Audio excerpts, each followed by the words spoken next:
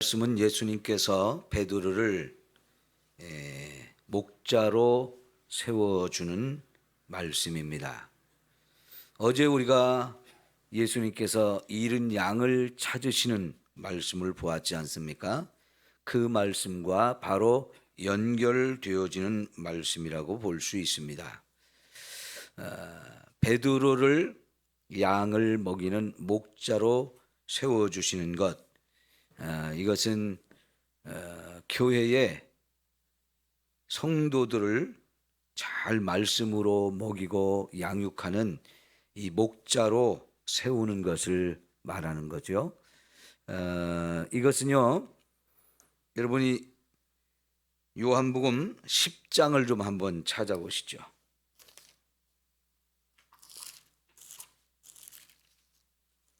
요한복음 10장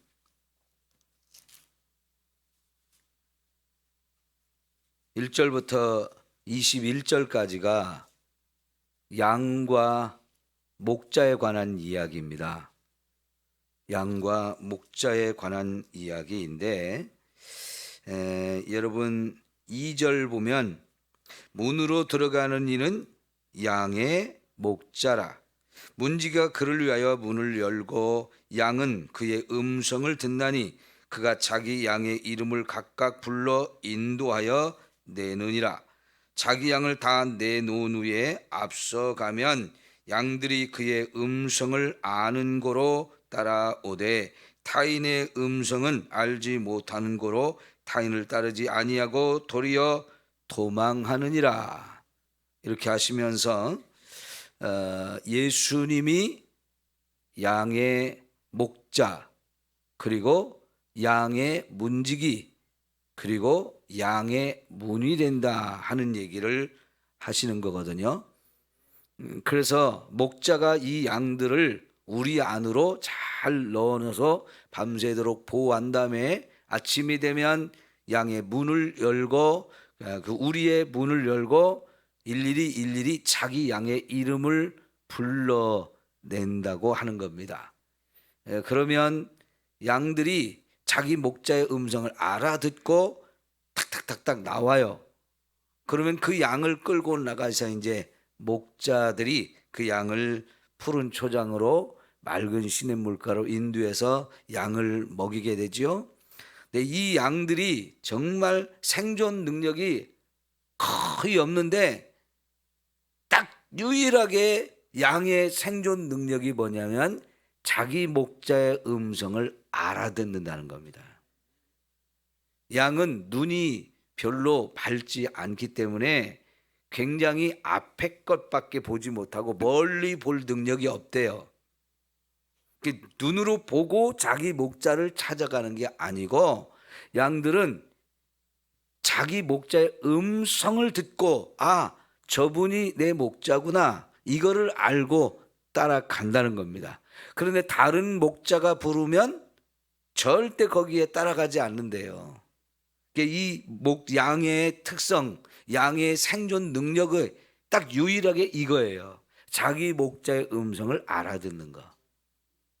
그래서 목자가 양들을 이름을 지어주고 그 목자가 이름을 부르면 딱 하고 따라 나오는 거, 이거를 우리가 확인해 볼 수 있다는 건데요. 오늘 이 요한복음 10장 21절까지 보면 예수님께서 나는 선한 목자라 그렇게 말씀을 하시는데요. 여러분 11절을 볼까요? 나는 선한 목자라. 선한 목자는 양들을 위하여 목숨을 버리거니와 그랬어요. 선한 목자는 자기 양들을 위해서 목숨까지도 내어놓으면서 그 자기 양을 돌본다는 겁니다. 그런데 12절에 보니까 삭군 목자가 있다고 그랬어요. 삭군은 목자가 아니요 양도 제 양이 아니라 이리가 오는 것을 보면 양을 버리고 자기 혼자 살겠다고 달아난다는 겁니다. 그러면 이리가 양을 물고 가고 또 해치느니라 그랬어요. 달아나는 것은 그가 삭군인 까닭에 양을 돌보지 아니함이나 나는 선한 목자라. 나는 내 양을 알고 양도 나를 아는 것이 아버지께서 나를 아시고 내가 아버지를 아는 것 같으니 나는 양을 위하여 목숨을 버리노라. 선한 목자와 삭군 목자가 있다는 것을 예수님께서 말씀을 하시면서, 선한 목자는 어떤 어려운 상황이 오거나 위험한 상황이 와도 끝까지 자기 양을, 자기 목숨을 걸고 책임을 집니다. 그런데 돈을 받고 남의 양을 지키는 사람들은 그게 삭군 목자예요. 돈을 위해서 일하지 양을 돌보는 일에 자기 목숨을 내놓는 그런 목자가 절대로 아닌 거지요. 오직 돈만을 위해서 이 목자의 일을 하는데, 그들은 자기 양이 아니기 때문에 양을 잡아먹으러 오는 일이나 이런 맹수들이 오면 나만 혼자 살겠다고 양을 버리고 도망간단 말이에요.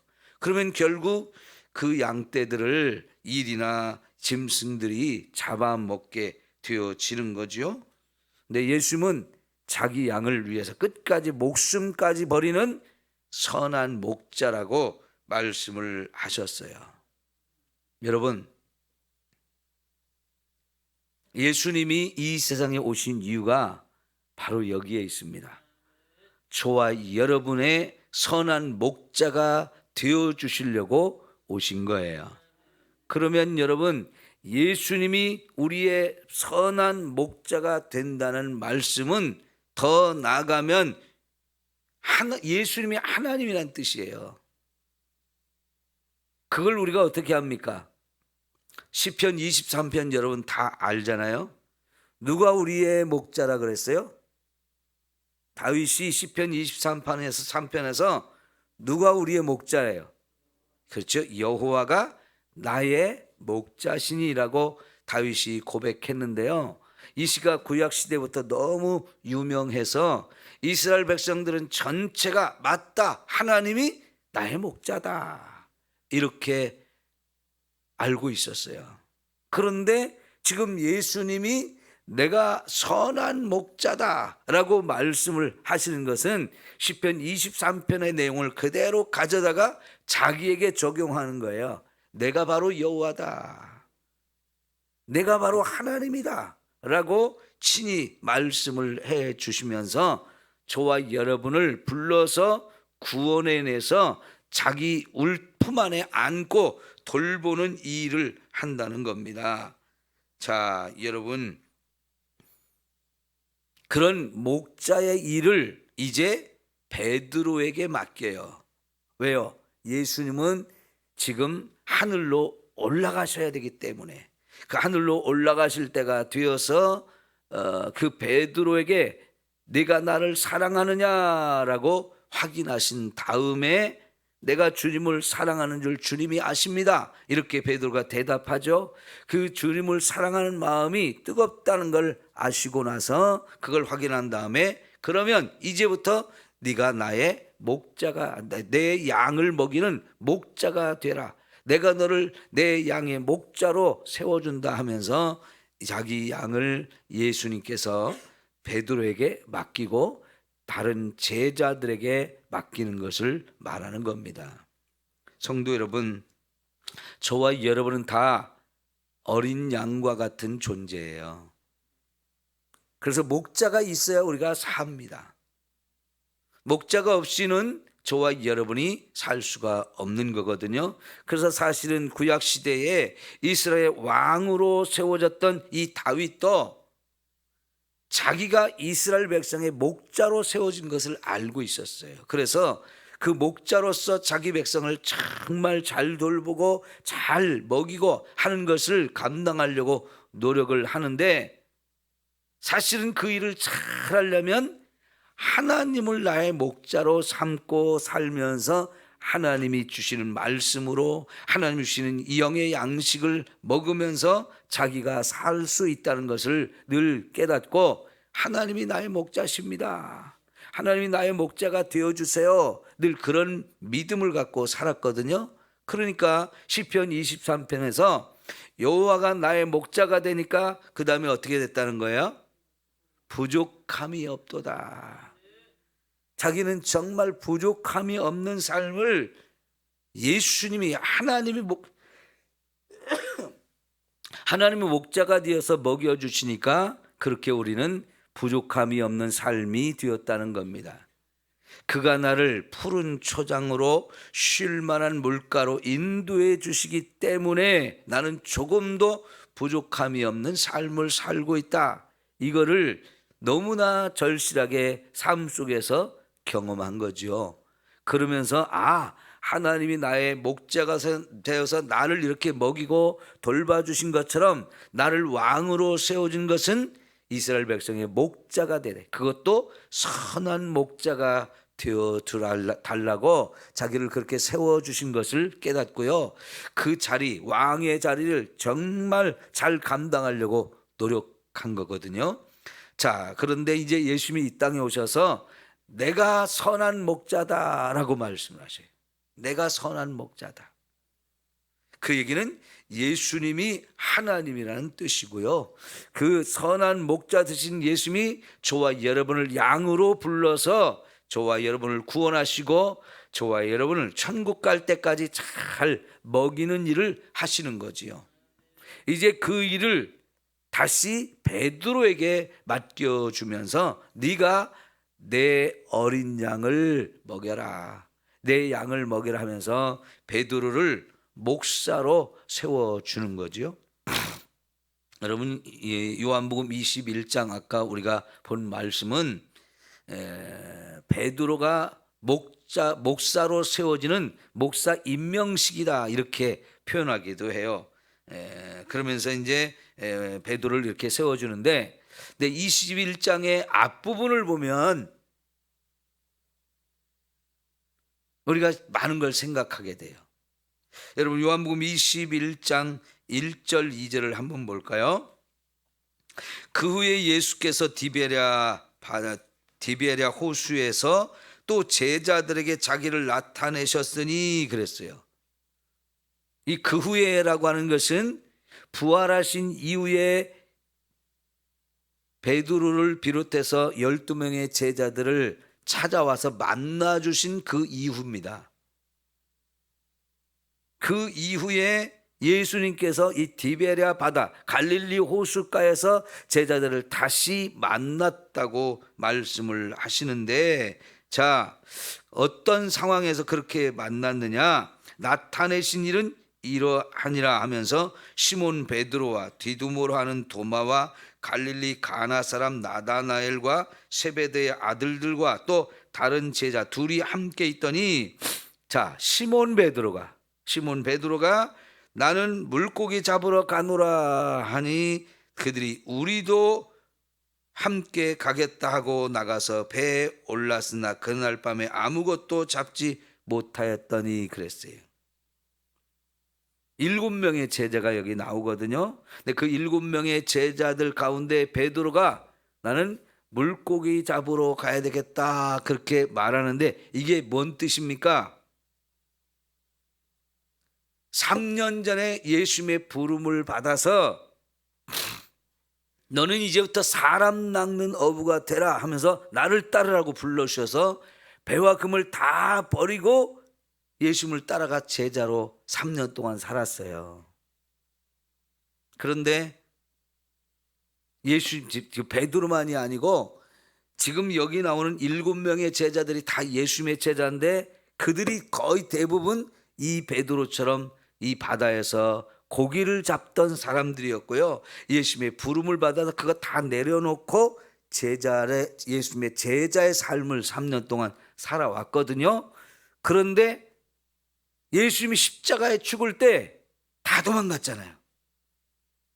특별히 베드로는 예수님을 모른다고 3번이나 부인을 했었어요. 예수님을 부인하고 나서 예수님과 눈이 딱 마주치고 너무 부끄럽고 죄송해서 그 자리를 피해서 도망갔는데 사실 그 자리는 어떤 자리입니까? 예수님이 끌려와가지고 재판을 받던 곳이었거든요. 재판을 받고 있던 예수님이 딱 뒤를 돌아봤는데 예수님하고 베드로 그때 눈이 딱 마주쳤어요. 그때 베드로가 아하, 내가 잘못했구나 하는 걸 깨닫게 되는데, 왜냐하면 바로 어젯밤에 예수님께서 무슨 말씀하셨어요? 오늘 밤 네가 닭이 두 번 울기 전에 나를 3번이나 부인한다, 이런 말씀을 했었는데 베드로가 뭐라고 그랬어요? 예수님, 나를 어떻게 보시고 그런 말씀하십니까? 나는 절대로 주님을 부인하지 않습니다. 아주 큰 소리로 장담을 했었는데 결국은 예수님 말씀대로 예수님을 부인하잖아요. 그 생각이 버뜩 나니까요, 자기가 너무나 큰 실수, 너무나 큰 잘못을 안 걸 깨닫고는 그 자리 예수님 두고 도망가서 혼자 살려고 숨었어요. 근데 숨어서 여러분, 베드로의 마음이 어떠했을까요? 너무너무 불안하고 죄송하고 부끄럽고, 그리고 예수님은 어떻게 해야 되지?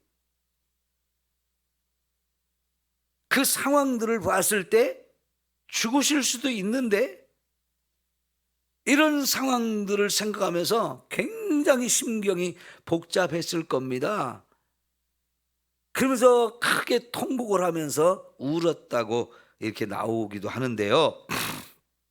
그런데 그날 결국은 예수님이 십자가에 못이 박혀 죽으시죠. 근데 그런 상황 속에 도망간 제자들 다 숨어서 한 명도 나오지 않았어요.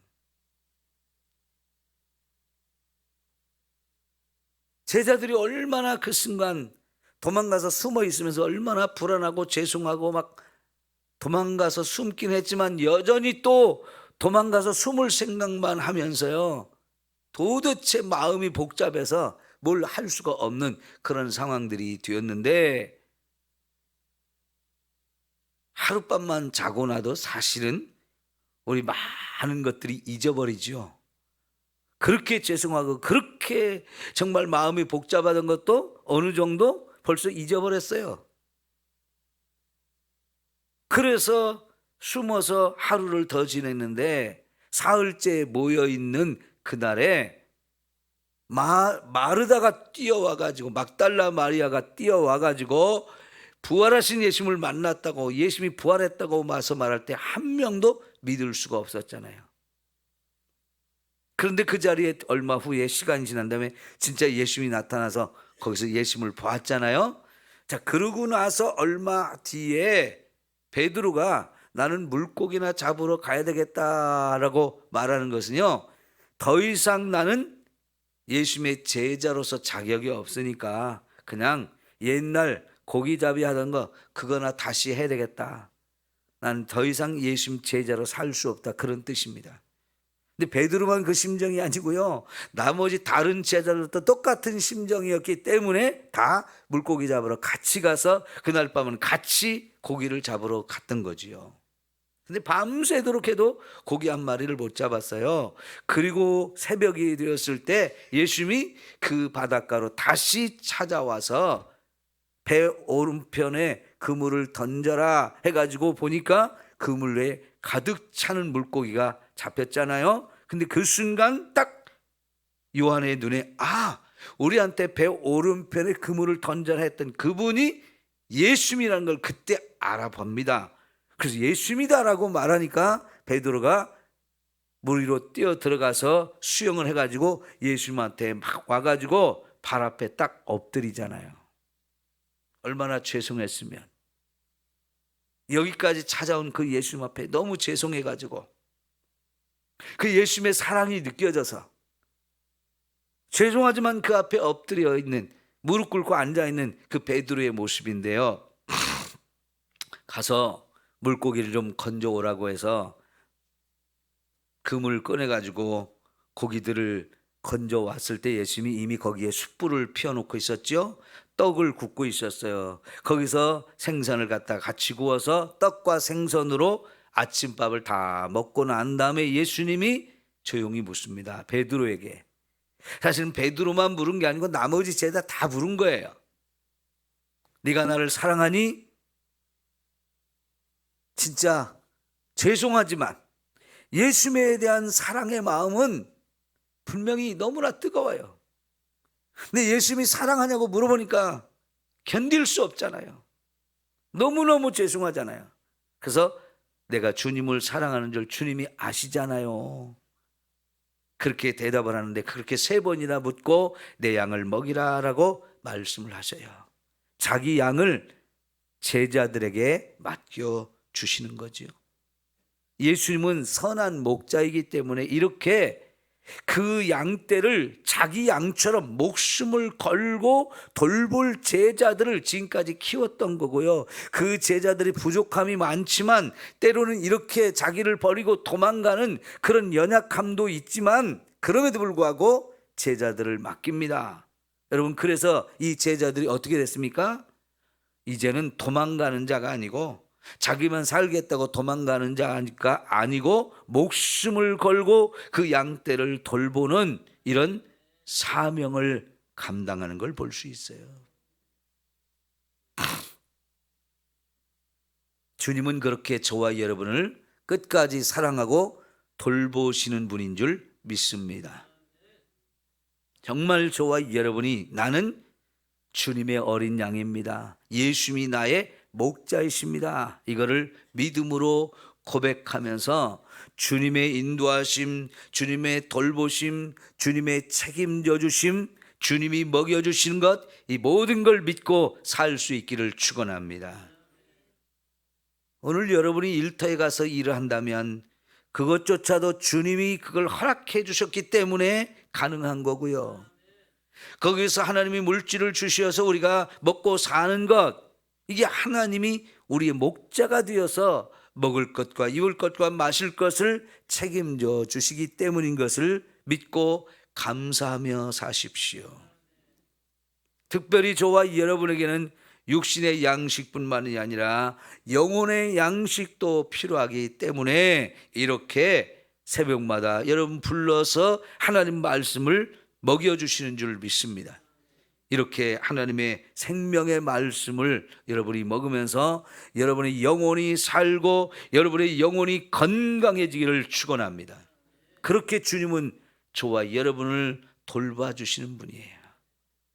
다윗이 여호와는 나의 목자시니 내게 부족함이 없습니다 라고 고백했던 것처럼 정말 내가 주님의 양으로서 살고 주님이 나의 목자가 되어서 살기 때문에 부족함이 없게 하시는 이 은혜를 여러분이 날마다 체험하며 살 수 있기를 축원합니다. 요즘 경제가 많이 어렵습니다. 코로나 시대가 되면서부터 많은 소상공인들 또 자영업자들 굉장히 어려움 속에 지금까지 살고 있거든요. 지금 경제가 여전히 계속 어려우니까 사람들이 주머니를 자꾸 닫아가지고 이런 자영업자나 소상공인들이 계속 어려움이 계속되고 있어요. 여러분, 그런 가운데에서 하나님이 저와 여러분의 목자가 되어주셔야 부족함이 없는 삶이 되어지는 거예요. 경제적인 어려움 속에서 국가 경제가 그렇게 어렵다는 것은 이렇게 자영업자, 소상공인도 다 어렵다는 얘기죠. 그것이 몇 년 동안 지속되다 보니까 정말 어려움 속에 사는 분들이 있는데 여러분, 그걸 내 힘으로 내 노력으로 해결해 보려고 해도 안 되는 부분들이 정말 많아요.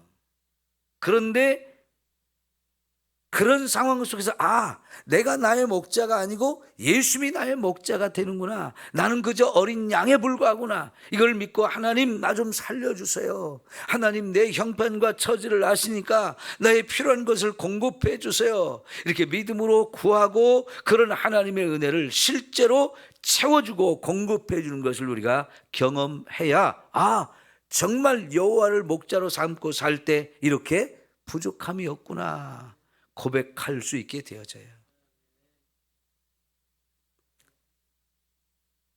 마태복음 6장에서 너희가 먹을 것과 마실 것과 입을 것을 염려하지 말라 이렇게 말씀하신 이유가 거기에 있는 거예요. 아무리 너희가 그렇게 욕심을 부리고 먹을 것 마실 것 입을 것 스스로 책임질 수 있는 것처럼 큰 소리 쳐봐야 내가 주지 않으면 안 된다.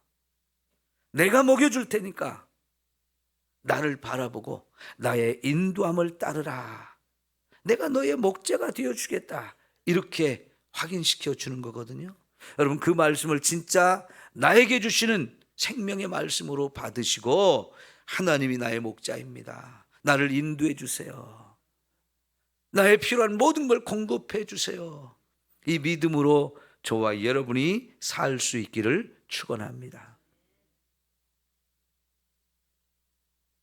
정말 하나님은 너무나 좋으신 분이에요. 지난 주일날 우리가 본 말씀에 너희가 무엇이든지 원하는 대로 구하라. 내 이름으로 아버지께 구하면 아버지께서 다 들어 응답해 주신다. 분명하게 약속을 하셨잖아요. 그 약속의 말씀 붙들고 우리가 믿음으로 기도할 때 하나님이 채워주시고 공급해 주시는 그 은혜 우리 분명히 누리게 되어집니다. 기도합시다.